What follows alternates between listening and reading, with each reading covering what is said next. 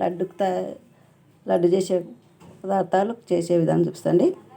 ఇది పచ్చి కొబ్బరి కొంచెం నెయ్యి వేసి వేయించుకున్న, బెల్లం 1 కప్పు, అది సగం కప్పు, ఇది ఇలాచి పొడి, నీళ్ళు, కొంచెం అంత రాళ్ళు ఉప్పు వేసుకున్నా అండి. మిక్సీ పట్టేటప్పుడు కొబ్బరి అంతా వేయించుకున్న, కొంచెం బెల్లం వేసి కొంచెం నీళ్ళు పోసుకుంటాను. తడిపెట్ట వెలిగించిన. ఇది పాకం బెల్లం కాదు, ఇది తెల్ల బెల్లము, బాట్ల బెల్లం అంటారండి. ఇది పాలలో వేసుకొని కూడా తాగొచ్చును. పాలు ఇరగకుండా ఉంటుంది పాలలో వేసుకొని తాగడానికి. ఇట్లుంది బెల్లం. ఈ కొబ్బరి పచ్చి వాసన పోతుంది, నూనె సమరంతా పోతుందండి. ఎంచుకుంటే బాగుంటుంది, కొంచెం టేస్ట్ కూడా ఉంటుంది. బెల్లం కరిగిన దగ్గర ఉంచుకోవాలి. కరిగిందండి, కొబ్బరి పోసుకుంటా. మిక్సీ పట్టుకున్నా.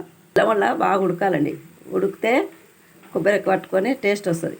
ఇలాచి పొడి వేయించేటప్పుడు కొంచెం వేసినా, కొంచెం వేసుకుంటండి. నూనెదే కానీ మనం వేయించినందుకు నూనె ఉంటుంది. స్టవ్ సిమ్లో పెట్టి ప్లేట్కు నెయ్యి రుద్దుకున్నా, ఆఫ్ చేసిన. ఇక ఇట్లా ప్లేట్లాగా గీతలు పెట్టుకోవచ్చు, బర్ఫీలాగా. ఇక్కడ లడ్డు కట్టుకోవచ్చు అండి, అది మీ ఇష్టం అండి.